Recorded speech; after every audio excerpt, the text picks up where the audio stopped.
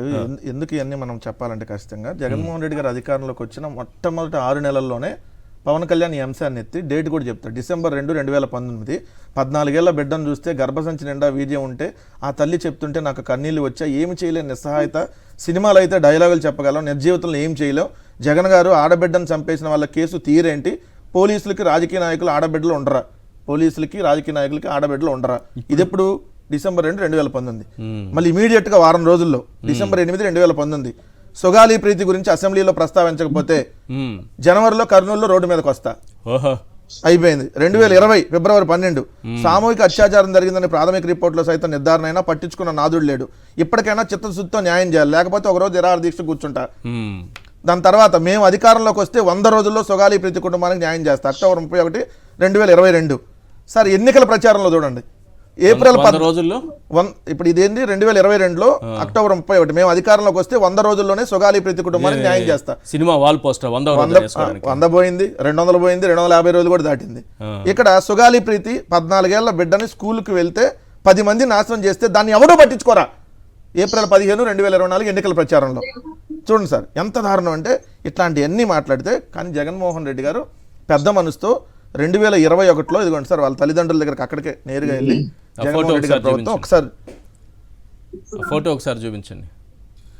ఆ కర్నూలు జిల్లా ప్రజలు, రాష్ట్ర ప్రజలు, ఆ ఫ్యామిలీ మెంబర్స్ అందరూ కూడా ఒకసారి చూస్తే బాగుంటుంది. ఇది సుగాలి ప్రీతి కుటుంబానికి వైఎస్ జగన్ ప్రభుత్వ సాయం, మదరై పార్వతమ్మ గారు చూడండి ప్రభుత్వ సాయం. దాంట్లో చూడండి సార్ జగన్ గారి హయాంలో 2021లో ప్రీతి తల్లిదండ్రులకు 8 లక్షల నగదుతో పాటు 5 ఎకరాల పొలం, 5 సెంట్ల ఇంటి స్థలం మంజూరు. ప్రీతి తండ్రికి ప్రభుత్వ ఉద్యోగం. జగన్ ఇచ్చిన హామీ మేరకు అప్పటి కర్నూలు జిల్లా కలెక్టర్ పి కోటేశ్వరరావు ప్రీతి తల్లిదండ్రులు రాజు నాయక్, పార్వతీదేవికి కల్లూరులో 5 సెంట్ల ఇంటి స్థలం, దిన్నెదేవరపాడులో 5 ఎకరాల పొలానికి సంబంధించినటువంటి పట్టాలను అందజేశారు. గుడ్. ఇది జగన్ గారు అధికారంలోకి వచ్చినాక చిత్తశుద్ధితో చేసింది. అట్లా సిబిఐ ఎంక్వైరీకి కూడా వేశారు. ఈ స్టేట్మెంట్ ఇబ్బంది పెట్టింది మీ ప్రభుత్వాన్ని మాట్లాడుతున్నారు. చెప్పిస్తే చెబుతారు సార్, ఏం చేస్తారు, ఎవరికైనా భయాలు ఉంటాయి కదా. పవన్ కళ్యాణ్ ఇప్పుడు వాళ్ళ అధికారం రావచ్చు, ఎవరికైనా అధికారం రావచ్చు, అధికారంలో ఆ పార్టీనే ఉండొచ్చు. బాధితురాలి తల్లి ఆ విధంగా మాట్లాడారంటే పోనీ మాట్లాడినందుకనే న్యాయం జరుగుతుందా? సిబిఐ ఎంక్వైరీ రాబోతుంది. ఎగ్జాంపుల్ సార్ వంశీ గారి ఇష్యూ సంబంధించి ఆయన ఎవరైతే జడ్జి గారి దగ్గరికి వెళ్ళి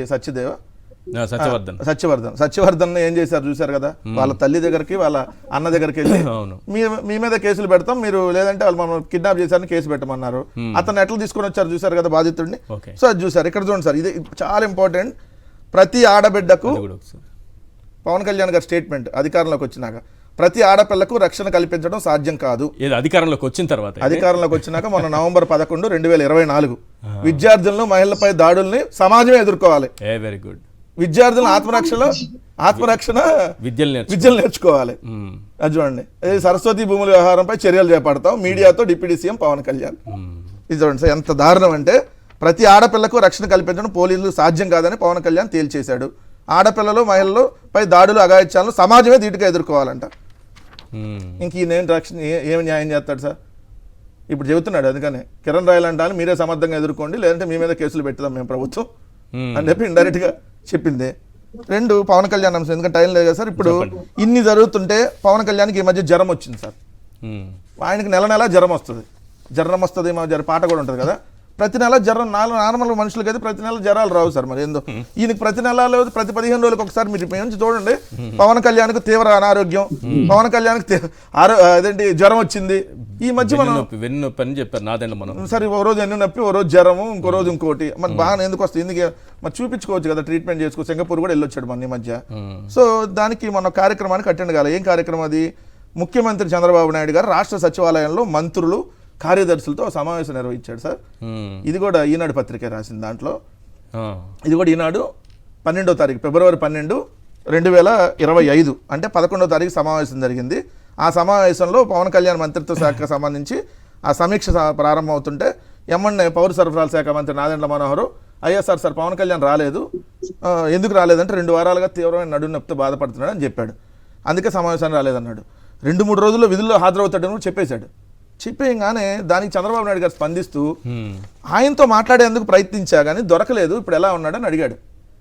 అంటే ముఖ్యమంత్రి ఉప ముఖ్యమంత్రికి ఫోన్ చేస్తే, అంటే ఉప ముఖ్యమంత్రి అంటే లేదు మంత్రి అనుకోండి, అది రాజ్యాంగబద్ధ పదవి. కేబినెట్ లో మంత్రికి ఫోన్ చేస్తే మంత్రి ఫోన్ ఎత్తలేదంట, కాల్ బ్యాక్ కూడా రాలేదంట.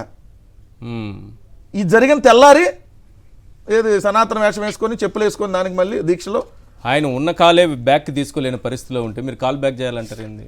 అంటే కాలు తీసుకోలేదు, నోరు తీసుకోవచ్చు కదా సార్. కాదు, కాలు బ్యాక్ తీవ్రమైన నడుము నొప్పి అని చెప్పారు కదా. ఏ తీవ్రంగా నడువున్నప్పుడు ఉంటే పుణ్యక్షేత్రాలు టూర్లు అని చెప్పి మళ్ళీ అషో చేస్తారా? మీరే చెప్పండి సార్. ఎవడన్నా బాగోపోతే 4 రోజులు రెస్ట్ తీసుకొని వస్తారు. అయిపోగానే నిన్న మళ్ళీ వచ్చేసాడు ఇక్కడికి.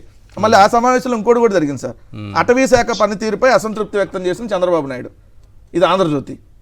ఓకే, పవన్ కళ్యాణ్ గారి శాఖ సంబంధించి అంటే భవిష్యత్ ప్రణాళిక లేకుండా వచ్చారంట అటవీ శాఖ. 10th ర్యాంక్ వచ్చింది, బాగానే వచ్చింది కదా పవన్ కళ్యాణ్. 10 ఇచ్చారు, మరి 20 ఇస్తే ఇంకా రోజు రచ్చడేస్తారని చెప్పి 10 కూడా ఎక్కువ. 10 ఇచ్చారు. అంటే వాళ్ళ మంత్రులకేమో 2-3 శాఖ 2-4 ఇచ్చారు కదా. 10 కాదు, ఎందుకంటే కాదు 10 కాదు. ఆయన ఎన్ని మొత్తం 23 24 ఉన్నాయా?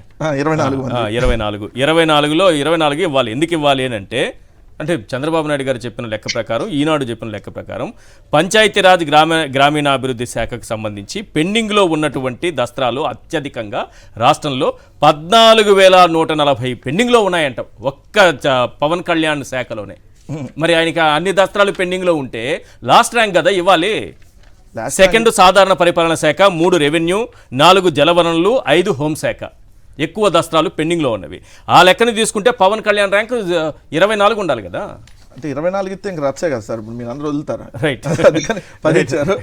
రైట్. ఒకసారి రామ్నాథ్ గారు, ఏంటి ఈ సుగాలి ప్రీతి కేసు ఇంకా పూర్తిగా మర్చిపోవాల్సిందేనా? ఈశ్వర్ గారు, పవన్ కళ్యాణ్ గారి స్పందన అయితే చాలా సెలెక్టివ్ గా ఉంది. ఆయనకు అనుకూలమైన అంశాల్లో మాత్రమే ఆయన పర్యటనలు చేస్తున్నారు, స్పందిస్తున్నారు. మరీ ముఖ్యంగా ఎక్కడైనా వైఎస్ఆర్ కాంగ్రెస్ పార్టీ వాళ్ళు తప్పు చేసినా, అందులోనే ఒక సామాజిక వర్గం వాళ్ళు ఎవరైనా తప్పు చేస్తే డైరెక్ట్ గా ఆయన ఎక్కడున్నా అక్కడికి వెళ్ళిపోతారు. కొద్ది రోజుల క్రితం కడపలో ఒక అధికారిని ఒక వైసీపీ నాయకుడు ఏదో చేసుకున్నారని అవమానకరంగా సీఐ లాక్కెళ్లారు. ఆ ఎపిసోడ్ పైన స్పందించేందుకు ఆయన నేరుగా అక్కడికి వెళ్ళారు పవన్ కళ్యాణ్ గారు. పక్క రాష్ట్రాల్లో జరిగే ఘటనల పైన కూడా స్పందిస్తారు. ఏపీలో జరిగే అంశాలపైన మాత్రం ఆయన ఎక్కడా స్పందించడం లేదు. స్పందిస్తే చర్చ అవుతుంది, చర్చ జరగడానికి అవకాశం లేదు, అవకాశం ఇవ్వకూడదు అన్నట్టుగా ఉన్నారు. దాంతో పాటు తిరుమలలో ఈ కిరణ్ రాయలకి సంబంధించి నిజంగానే ఎంత దారుణం అంటే, ఆ ఆడియోలో వచ్చిన వాయిస్ అన్ని చూసిన తర్వాత ఎవరైనా ఒక రాజకీయ పార్టీని నడుపుకోవాలి, కనీసం మనకు కనీస గౌరవం మిగలాలి అనుకున్నప్పుడు వెంటనే సస్పెండ్ చేయడమో కనీసం ఏదో ఒకటి చేస్తారు. కానీ పవన్ కళ్యాణ్ గారు అది కూడా చేయకపోవడం, అదే కిరణ్ రాయల్ ఒక ఛానల్లో కూర్చొని రెండో రోజే అసలు జనసేన అనే పార్టీ నన్ను దూరమే చేసుకోదు, జనసేన పార్టీ ఎట్టి పరిస్థితుల్లోనూ వదులుకోదు, 100% నేను చెప్తూ ఉన్నాను, ఇదే లెటర్ హెడ్ మీద కిరణ్ రాయల్ మంచి వ్యక్తి అని జనసేన పార్టీ లెటర్ హెడ్ మీదే నేను తెచ్చుకుంటాను చూడండి అంత కాన్ఫిడెంట్ గా చెప్పారు. అంటే అవునా, ఏదో పవన్ కళ్యాణ్ తనని ఏమీ చేయలేరు మరి ఏమో చెప్పాలంటే పరిస్థితులు బట్టి చూస్తుంటే నమ్మాల్సి వస్తుంది. ఏమన్నా ఎవిడెన్స్ ఉన్నాయేమో. ఇంకా ఇప్పుడు ఇందాక సురేష్ గారు చెప్పినట్లు పవన్ కళ్యాణ్ గారి దగ్గర పనిచేసిన వ్యక్తి ఇప్పుడు ఈయనతో ఉన్నారు, ఈయనే అక్కడ జైపూర్ లో కేసులో కూడా ఉన్నారు. ఇవన్నీ ఉన్నప్పుడు మరి ఏమన్నా ఎవిడెన్స్ ఉన్నాయేమో. పైగా పవన్ కళ్యాణ్ గారి మీద ఇలాంటి అలిగేషన్స్ ఉన్నాయి.